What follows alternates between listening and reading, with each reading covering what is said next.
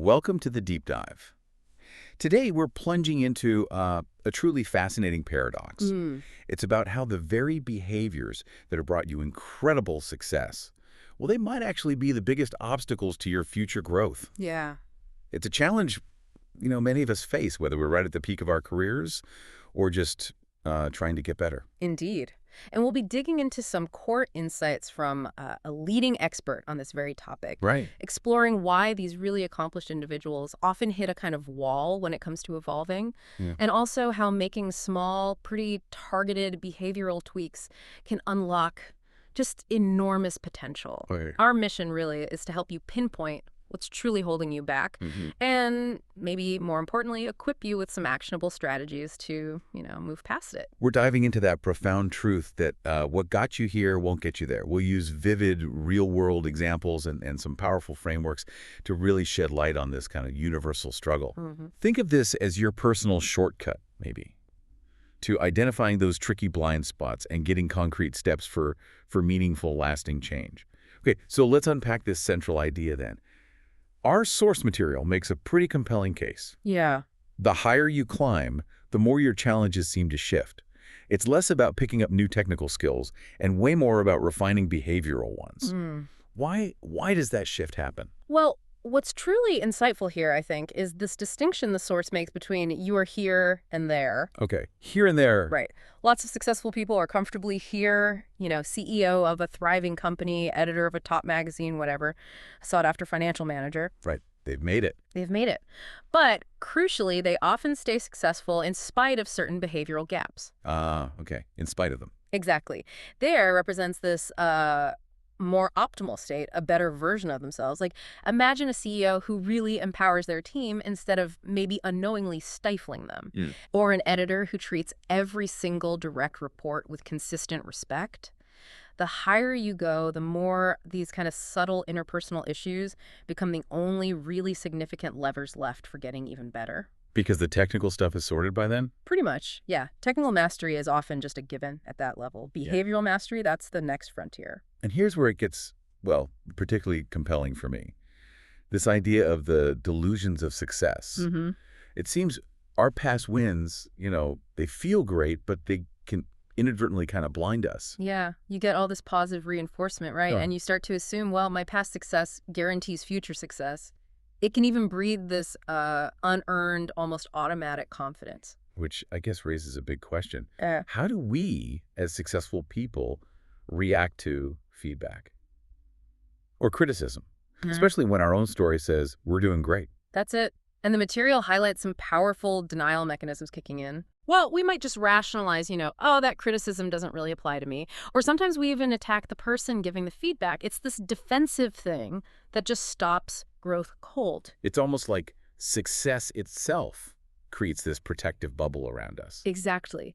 And the material points to 4 core beliefs that kind of keep us trapped inside that bubble, stopping real change. Okay, what are they? The first is, I have succeeded.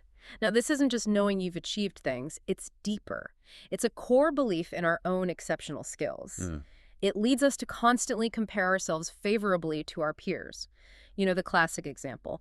Doctors who, despite the stats, almost all think they can't possibly be in the bottom half of their class. Right, I've heard that one. Okay, so that's the first belief. Second is, I can succeed.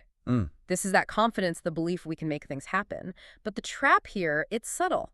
How so? We make this logical leap. I am successful. I behave this way. Therefore, I must be successful because I behave this way. Okay. Yeah. It doesn't separate the beak from the in spite of? Precisely. It fails to distinguish between the behaviors that genuinely drive success and the ones that just, happen to be there while we succeed, maybe even holding us back a bit. That's a really crucial distinction. Okay, so what's the third belief? Third is, I will succeed. This taps into our motivation, but for many successful people, it's not really a lack of motivation. It's more like overcommitment. Overcommitment, meaning? Meaning they genuinely intend to change. They mean it when they say they'll work on something, but that later it just never seems to arrive. Right. There's no real urgency until maybe a crisis hits. Exactly. And finally, the fourth belief, I choose to succeed. This comes from a high need for self-determination. We just don't like feeling controlled or told what to do. Makes sense. That drive helps you succeed initially. It does, but that same commitment to our chosen path can make us rigidly cling to it, even when all the signs are saying, hey, maybe you should change course here. So if I'm hearing this right, these really strong beliefs, they can actually make us, well, almost superstitious. Precisely. That's a great way to put it. We develop this, almost superstitious attachment, this idea that our success is directly causally linked to specific behaviors, even the ones that aren't that great. The source gives this perfect example of a guy, Harry. He totally admitted he was acting like a fool in certain situations. Okay. But he was genuinely afraid to give up that behavior because he mistakenly thought it was his good luck charm, something essential to his success. Wow. So it's about really figuring out the because of versus the in spite of behaviors? Exactly. That's the core challenge. Okay, that leads us nicely into this really wonderfully counterintuitive idea from the sources.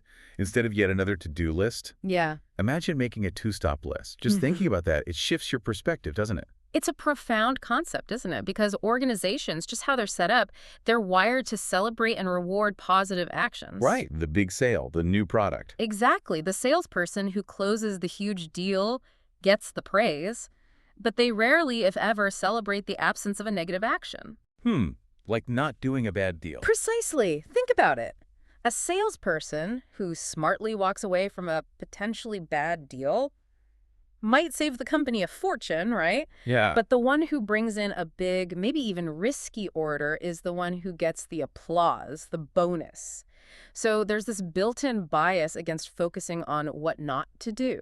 Which leads to this idea of shifting into neutral. I like that phrase. It's not about this massive personality overhaul or trying to be someone you're not. No, not at all. Often the biggest step forward is just stopping the counterproductive stuff. Right. Sometimes it means doing nothing in certain moments, like resisting that urge to criticize an idea that's not fully formed yet. Or not jumping into an argument just to prove you're right. Exactly. It's about creating space, stopping the negative impulse. Okay, let's dig into some specific habits then.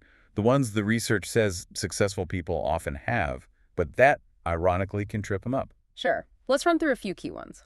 First up, adding too much value. Adding too much value? How does that work? It's that overwhelming desire to put your 2 cents into every single discussion, to improve everything. Okay. The classic example from the source, a CEO. An employee brings a good idea. The CEO says, yeah, that's a good idea, but, it'd be even better if you tried it this way. Right. Trying to help. Trying to help. And maybe they genuinely improve the idea by, say, 5%.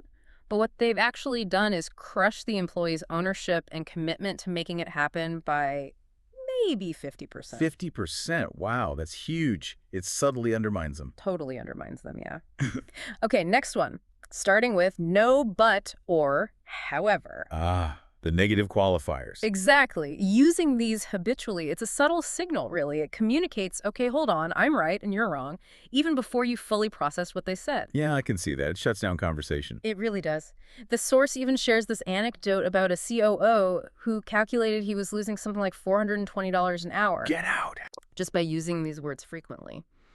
Because in the chilling effect it had on communication, on people's willingness to even share ideas. Wow, okay. Telling the world how smart we are. This one's kind of funny because it rarely works. Right, it often backfires, makes you seem arrogant or maybe insecure. Exactly, like saying, oh, I already knew that to an assistant or a colleague. What we're effectively saying is, you wasted my time and you clearly don't understand how smart I am. Yeah, it's totally self-defeating. Ouch. Then there's speaking when angry. This is a huge one for your reputation. Oh, yeah. The sources tell this powerful Buddhist legend about a farmer just screaming insults at an empty boat drifting by. An empty boat. Yeah. And the lesson is profound. There is never anyone in the other boat. Meaning? Meaning anger is rarely, truly someone else's fault. It's almost always our own internal reaction, our own flaw. So stopping yourself from lashing out when angry. It can literally transform how people see you. Massively important. Okay, next. Failing to give proper recognition. This seems basic, but I bet it gets missed a lot. Constantly. It deprives people of that really vital emotional payoff, that sense of closure that comes with effort and success. It requires a fundamental shift from focusing on me to focusing on them. Right. One client in the source had this simple but effective technique. He just made a list of the important groups in his life, his team, family, friends, and then consciously, intentionally made an effort to give them genuine recognition. Just making it intentional. Okay. Yeah. Then there's claiming credit that you don't deserve. Ooh, that's a big one. That makes people furious. The material calls this arguably the most rage-inducing interpersonal crime in the workplace. Generates more negativity, more resentment than almost anything else. This is basically theft, right? It is. Theft of ideas, theft of performance, and maybe, worst of all, theft of someone's self-esteem. Yeah. Definitely one to stop. What's next? Making excuses. We do this all the time, right? We attribute our less than ideal behaviors to these permanent, unchangeable flaws. Like, oh, I'm just not good at details, or that's just how I am. Exactly. The source author shares this personal story about being told as a kid he had no mechanical skills, and he believed it for decades, only to realize much later it wasn't some genetic defect, it was just a belief he'd chosen, and it had limited him. Oh. Okay, keep going. Clinging to the past. This shows up in a couple of ways. Either using past events to blame others for current problems. Right, shifting blame. Or, more subtly, using the past to highlight your own successes, often at someone else's expense. How does that work? There's this really poignant example of a young woman, Kelly, telling her successful father, "Daddy, it's not my fault you make money." Oof. Yeah, it perfectly shows how dwelling on past struggles, even genuinely hard ones, can sometimes morph into this kind of mask boasting, like, look how far I've come despite everything. That's subtle but powerful. Okay, last one on this list. Last one is an excessive need to be me. That's just who I am defense. Exactly. It's when you kind of elevate your faults, frame them almost as virtues simply because they're part of who you are. Like the example of the boss who really struggled to give positive feedback because he felt it wasn't him. It wasn't authentic for him to be effusive. Right, but maybe being effusive is what his team needed? Precisely. The real challenge here is to expand your definition of yourself, to be brave enough to add new, more effective behaviors to your toolkit without feeling like you're somehow losing your core identity. That excessive need to be me point really hits home. So, okay, once you've somehow bravely identified these habits, and let's be real, that's probably the hardest part. Often is, yeah. What's the basic approach the sources lay out for actually changing them? Is this like a quick fix, a weekend seminar, or? Definitely not a quick fix. No, the sources are absolutely crystal clear on this. Meaningful behavioral change is a consistent process. It's not a one-off event. Okay, like getting in shape. Exactly like getting in physical shape. You don't just do it once and you're done. It takes ongoing discipline, ongoing effort. And the very first step in that whole process, it's feedback. Feedback. Okay, tell me more. Feedback tells you what needs to change, but, and this is critical, it usually doesn't tell you how to change it. Right. It identifies the problem, not the solution. Exactly. And there's different kinds. There's unsolicited feedback, which often relates to what psychologists call the Johari window. Johari window. Yeah, it's this idea that there are things about you that are unknown to you, but pretty obvious to everyone else, your blind spots. Okay. The story in the source about Dr. Tannenbaum subtly making the expert realize he was trying way too hard to impress him. That's a perfect example of uncovering a blind spot through feedback. Okay. And it's not just about what people explicitly tell you, right? Not at all. There's also incredibly powerful observational feedback. This means paying really close attention to subtle signals. Like body language. Exactly. The story of Barry, who figured out that a senior exec, Peter, disliked him simply by watching Peter's reactions, his body language during meetings. It was all nonverbal. The source even suggests this exercise. Try mentally turning the sound off in your next meeting. Just watch how people physically react when you speak or when others speak about your ideas. It can be incredibly revealing. That's a fascinating exercise. Okay, so you get the feedback, you observe. What's next? Once you have that feedback, the next absolutely crucial step is to build a support system. You can't do this alone. Right, makes sense. And this means getting 4 specific, essential commitments from the people you want to help you on this journey. Your key stakeholders, basically. Okay, what are the 4 commitments? 1, they have to agree to let go of the past. The source has this brilliant line. Forgiveness means letting go of the hope for a better past. Wow, okay, let go of the past. 2, they have to swear to tell you the truth. The unvarnished truth, even when it's uncomfortable. That takes courage on both sides. Absolutely. 3, They need to support you unconditionally in your efforts to change. Be cheerleaders, not critics. Okay. And 4. 4, and this is really important, they need to commit to changing something themselves too. Oh, interesting. Why? It makes it a two-way street. It shifts the dynamic from them fixing you to everyone engaging in mutual growth. It builds partnership. That's smart. Okay, so you've got feedback, you've got your support system.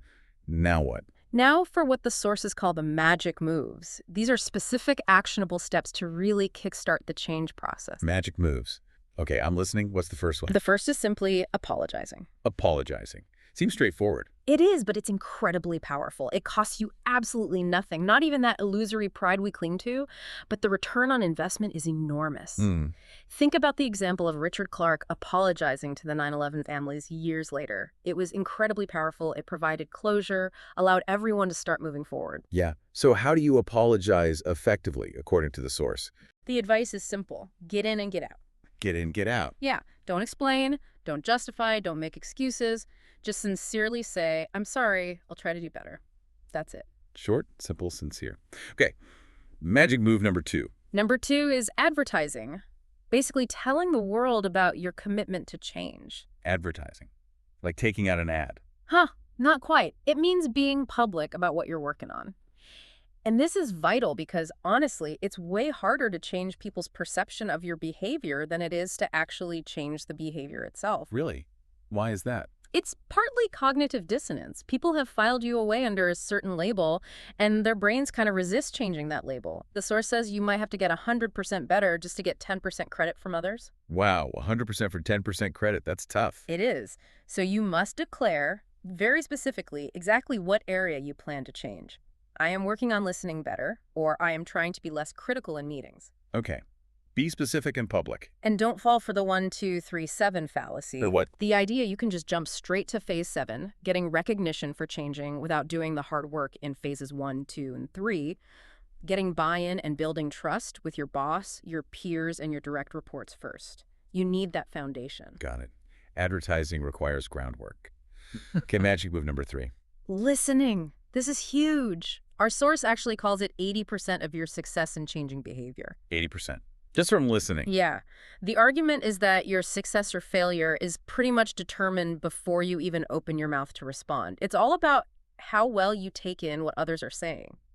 It cites Frances Hesselbein, former Girl Scout CEO, as a world-class listener, someone who intentionally pauses and thinks before she speaks, even when she's upset. So it's an active skill, not just passively hearing. Absolutely. It's an active, disciplined, two-part maneuver. What you say after someone else speaks is the ultimate proof of how well you actually listened. Okay, so how do we listen better, practically? The advice is pretty concrete. Don't interrupt. Don't finish people's sentences for them. Don't say, I knew that. And this one might surprise you. Don't even necessarily agree with the other person. Don't agree. Just say, Thank you. Thank them for their input. The goal is to eliminate that constant need we feel to impress others with our quickness or our insight. Just absorb. Just listen. wow, just thank you. That requires discipline. Okay, next magic move. Next up is thanking. Expressing genuine gratitude. Seems related to listening and apologizing. It is. It's about acknowledging others. Gratitude isn't just some abstract idea, it's a powerful action. Sorry. The sources suggest this really great exercise. Make a list of, say, 25 people who have been most responsible for your success in life. Well, 25 people. Okay. And then write each of them a sincere personal thank you note. What does that achieve, besides making them feel good? Well, it definitely makes them feel good. But critically, it forces you to humbly acknowledge how much you rely on others, how much help you've received. It's a great way to identify and maybe soften some of those old ego-driven weak spots. I like that, a practical gratitude exercise. Okay, what else? All right, perhaps the most critical move in this entire process, following up relentlessly. Remember, change is a process, not an event, like exercise. You don't just go to the gym once. Right. It needs consistency. Exactly. So regularly checking in with those colleagues in your support system, asking them honestly, how am I doing on listening better? Or did I seem less critical in that meeting? Keeps you accountable. Totally. It keeps you focused, and it constantly reminds them that you're serious about this, that you're committed. Okay. The expert even shares a personal story about tracking his dedicated family time with his daughter using metrics. Just measuring something soft like that drove consistent improvement. Measuring the soft stuff, that's key. Okay, is there one more magic move? Yes. Closely related to follow-up is Feedforward. Feedforward, not feedback. All right, Feedforward. This is all about getting concrete suggestions for the future. How does it work? You ask people, maybe the same support group, for just 2 simple ideas, specifically focused on how you can achieve a positive change in the future. Give me 2 ideas for how I can be a better listener next month. Okay, future-focused suggestions. What's the key rule? The absolute key rule for you, the asker, is you are never allowed to judge, rate, or critique the suggestions you receive, no matter how silly or impractical they might seem. Never. What do you say? The only response allowed is a simple, sincere thank you. Just thank you again, like with listening. Exactly. It encourages people to give honest, creative ideas without fear of being shot down. It keeps the focus firmly on the future, not on rehashing the past. Like the race car driver looking at the road, not the wall. Precisely that analogy. Let go of the past. Focus on where you want to go. Okay, these magic moves seem really practical. Now, the sources also seem to distill this down into some clear rules for change. They do. Several clear, actionable rules. First, and maybe most fundamentally, change is a choice. People only truly change when the perceived cost of not changing becomes undeniably, painfully too high. Right, like that story of the trader imagining his lonely funeral. That was his tipping point. Exactly. That was his moment of truth, where staying the same felt worse than the effort of changing. Okay, rule 1. It's a choice driven by pain or necessity. Rule 2. Rule 2. Change is hard. Stop making excuses. Don't label your bad habits as genetic flaws or just who you are. Back to that excessive need to be me. Right. The truth is, you often choose to believe in these limitations, consciously or unconsciously. And because you chose them, you can choose differently. It takes effort, but it's not impossible. Okay, change is hard, but doable. Don't make excuses.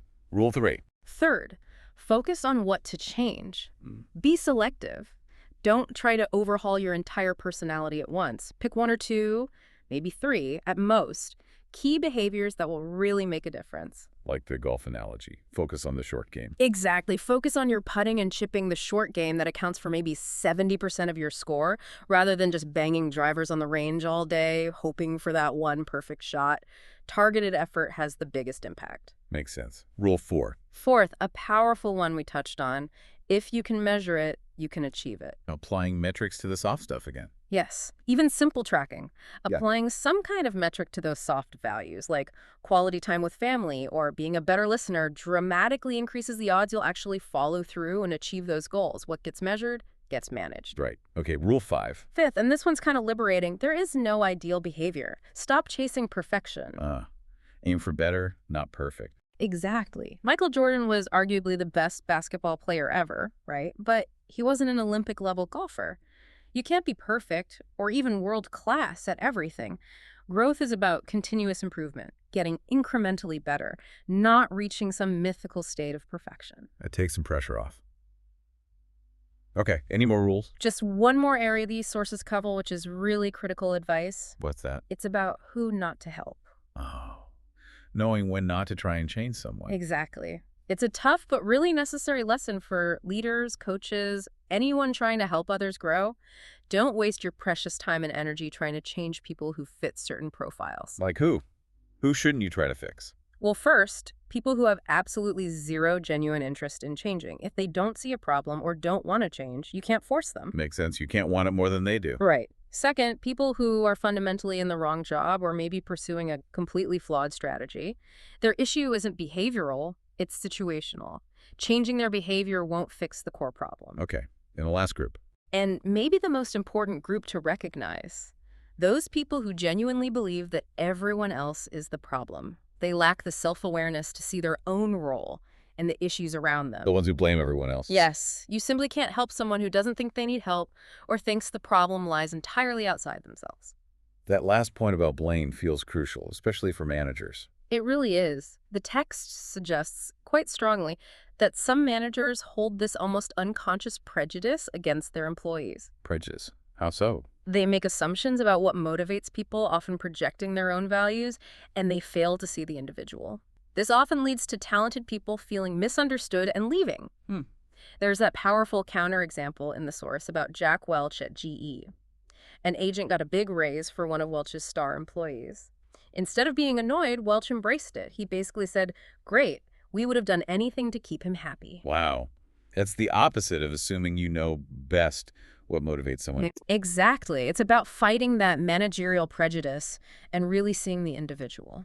What an illuminating deep dive this has been into these insights. It really forces you, doesn't it, to reflect on how our most ingrained patterns, even the ones we think led to our success, can actually become the biggest hurdles later on. Absolutely. And the ultimate takeaway the sources leave us with, it's a really thought-provoking question, actually. Oh, yeah. What is it? It's asking you to imagine looking back on your life now from a much older, wiser perspective.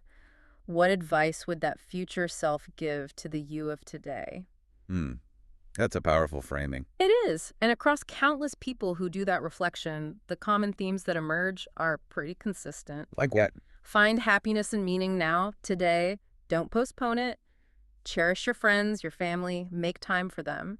And bravely pursue your real dreams, not just the safe path. So don't fall into that classic trap of, I'll be happy when. Yeah. When I get the promotion, when I make more money, when the kids leave home. Exactly that trap. You are here now. And the good news is you can get there to that better version, that more fulfilling life. But the journey, it really begins in this moment. By choosing to honestly see what needs to shift. Yeah, seeing it honest. And then consistently, relentlessly, as you said, working on it. It really boils down to cultivating that deep self-awareness, finding the courage to face your own stuff, your blind spots, and then really committing to continuous growth. And not just for your career. Right? No, absolutely not. For the richness and fulfillment of your entire life. So as you listening, reflect on today's deep dive. What's the one thing that really stands out most to you? And maybe more importantly, what single behavior will you commit to working on starting, right now? Lots to think about there. Join us next time for another deep dive.